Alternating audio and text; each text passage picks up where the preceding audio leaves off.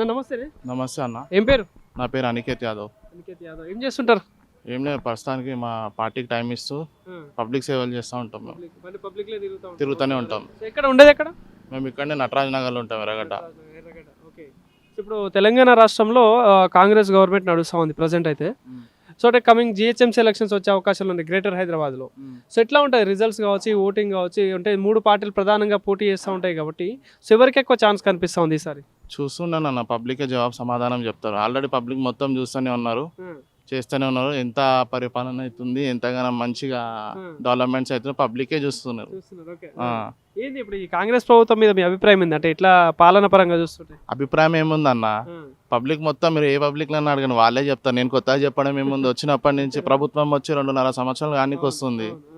7 పనులు అక్కడనే ఉన్నాయి, డెవలప్మెంట్స్ ఆగిపోయినాయి. పైప్ల సమస్యలు, డ్రైనేజ్ సమస్యలు అన్ని అట్లనే ఉన్నాయి. వాటర్ సమస్య ఇంకెక్కువ అయిపోయింది కాంగ్రెస్ ప్రభుత్వం వచ్చినాక. ఏ డెవలప్మెంట్ మీద కూడా ఎంత యాక్షన్ ఏది లేదు.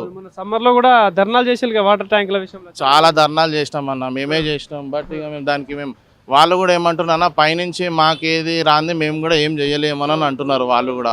సో దీనిపైన ప్రభుత్వం మీదనే ఏదున్నా ప్రభుత్వం మీదనే ఉంది కాబట్టి కింద అధికారులు కూడా ఏం చెప్పలేకపోతున్నారు. ఇప్పుడు డెవలప్మెంట్ పరంగా ఇందాక చెప్పి ఓకే, అంటే పథకాల విషయంలో ఎట్లుంది? అంటే చాలా హామీలు ఇచ్చింది కాంగ్రెస్ ప్రభుత్వం, మేనిఫెస్టో అని చెప్పి సో అండ్ సో చాలా అన్నారు కాబట్టి ఈ ఇంప్లిమెంటేషన్ విషయంలో ఎట్లా ఉంది అసలు ఈ ప్రభుత్వం? ఏం లేదా, నాకు ఇస్తే బాగుండని మేము కూడా ఎదురు చూస్తూ ఉన్నాం. డే బై డే రోజు చూస్తున్నాం, ఈ వారం అవుతుందా, ఈ వచ్చే నెల అవుతుందా, ఎన్ని సభలు పెడుతున్నాను, ఏదన్నా సభలు ఇంకేదన్నా చెప్తాడా, ఇది అమలు చేస్తున్నా అని చెప్తాడా అని వేచి చూస్తున్నాం మేము. అవి అంత మించి ఏం లేదు. ఒక చిన్న ఆశతోటి మేము మధ్యతరగతి వాళ్ళకి ఏముంటుంది అంటే ఏదన్నా ఒక పథకం మీద ఏదన్నా మాకు ఒక రూపాయి నెలకు సాయం అవుతుందేమో అని ఆలోచించే బతుకులు ఉంటాయి అన్నమాయి అట్లా. సో ఇప్పుడు ఈ విద్యాపరంగా, వైద్యం పరంగా ఎట్లా నడుస్తుంది? అంటే ఇప్పుడు ప్రజెంట్ గవర్నమెంట్ వ్యవస్థ పరంగా చూసుకుంటే విద్యా ప్రకారంగా కాబట్టి చూస్తే స్కూల్లో ఫీజులు కూడా చాలా, ఎందుకంటే మధ్యతరగతి వాళ్ళకి రెక్కాడితే కానీ దొక్కాడని పరిస్థితిలో ఉంటారు. పొద్దున ఏదన్నా కూలి పనికి ఏదన్నా పోతేనే రోజు సాయంకాలంకి 500 ఉంటే ఇల్లు నడుస్తుంది అనే పరిస్థితిలో ఉన్నారు.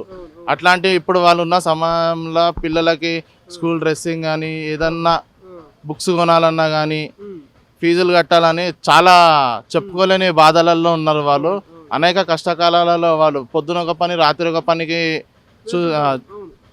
చేసుకుంటూ బతుకుతున్నారు వాళ్ళు.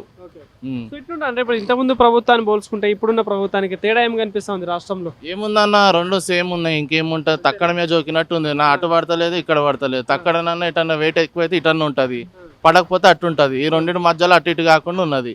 మధ్యలో పబ్లిక్ బాధలు పడుతున్నారు. ఆల్టర్నేట్ ఏంటి తెలంగాణ రాష్ట్రానికి? ఏమైనా మార్పు వస్తుందా ఈసారి వచ్చే ఎలక్షన్స్ లో? వస్తుందన్నా, తప్పకుండా వస్తుందని చూస్తున్నాము. తప్పకుండా వస్తుంది. ఎస్ఐఆర్ అవుతున్నది. ఎస్ఐఆర్ అయినాక ఏ దొంగ ఓట్లో ఎవరు ఇక్కడోడో ఎవరు బయటోడో అన్ని బయట పడతాయి. ఖచ్చితంగా జనాలు ఖచ్చితంగా ఎట్లా బుద్ధి చెప్పాలో అట్లా బుద్ధి చెప్తారు. ఆల్రెడీ ఒకళ్ళకి బుద్ధి చెప్తే ఏమైందో ఇప్పటికీ ఏడ కూర్చున్న ఆడనే ఉన్నారు, దాంట్లో నుంచి బయటికి రాలేకపోతున్నారు. ఇప్పుడు ఉన్న ప్రభుత్వం కూడా వీళ్ళకి కూడా ఖచ్చితంగా చెప్తారు.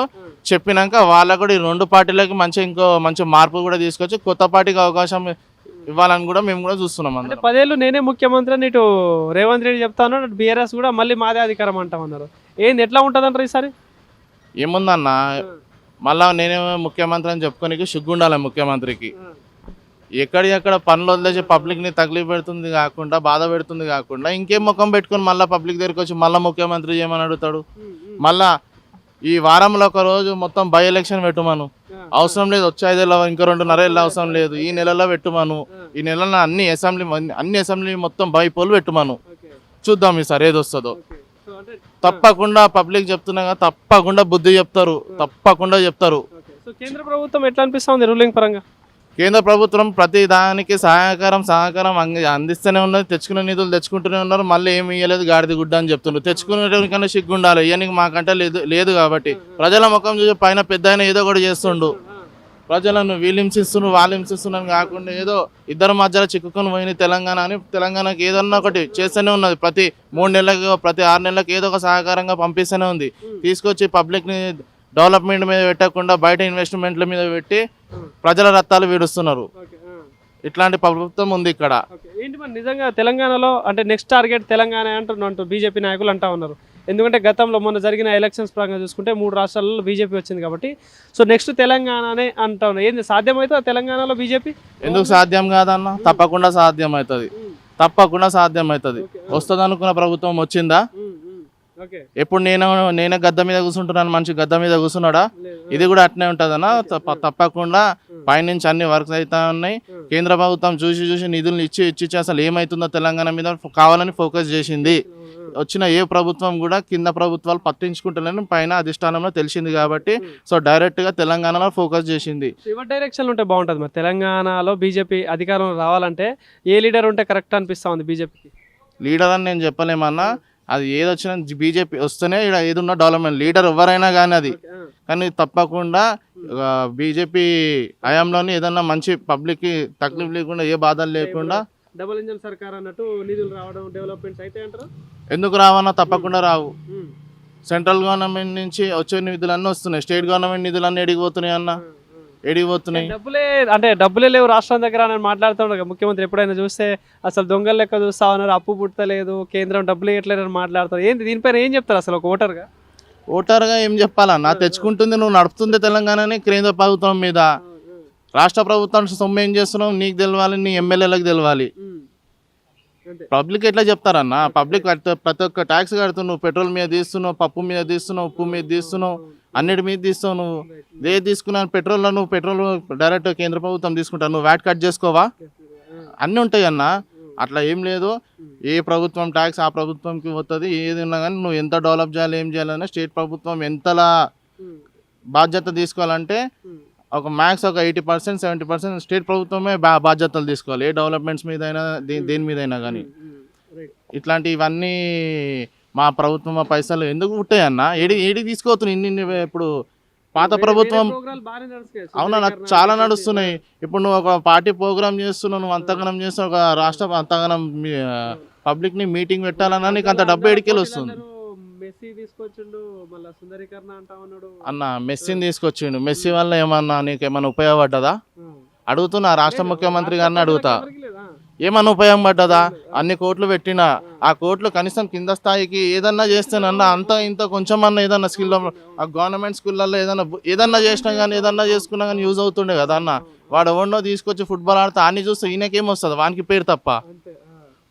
నీకు నాయకం చేసింది ప్రజల కోసం, నువ్వు తీసుకొచ్చి పక్కన నీకు ఆట ఆడిపోయినా. మనలో ఎంతో మంది ఉన్నారు చూడు, చాలా మంది క్రికెట్ ప్లేయర్స్ ఉన్నారు, పైన ఆడడానికి లేరు, ఫుట్బాల్ ప్లేయర్స్ ఉన్నారు. అట్లాంటి వాళ్ళని తీసుకొని ఎంకరేజ్ చేయండి, ఆడిపోయండి. ఇండియన్ టీంలో తీసుకోండి, నేషనల్ నుంచి ఆడిపోయండి. కబడ్డీ టీమ్స్ ఉన్నారు, వాళ్ళని ఆడిపోయండి. వెజ్లింగ్ చేసిన వాళ్ళు ఉన్నారు పాపం చాలా మంది, వాళ్ళు రాలేకపోతున్నారు. అట్లాంటి వాళ్ళని తీసుకొని మన ఇండియన్ వెజ్లింగ్ని హైలైట్ చేయండి తీసుకుపోయి.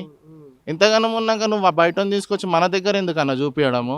ఏంటి ఇప్పుడు ఈ మూసీ సుందరీకరణ ఒకటి నడుస్తూ ఉంది, హైడ్రా నడుస్తూ ఉంది, ఏంది వీటి అభిప్రాయం ఏందన్న? ఏముందన్న, ఇది అన్నీ ఏదో నామకాస్త పబ్లిక్ ముంగడ చూపి హైడ్రా చేసుకుని ఏముందన్న? పాపం రెక్కన చేసుకుని ఉన్న జాగాల పట్టాలు లేని జాగాలో కూడా పేదోళ్ళకి ఏంటంటే 40-50 గజాల ఇల్లు కట్టుకుంటే కూడా వీటి మీద కూడా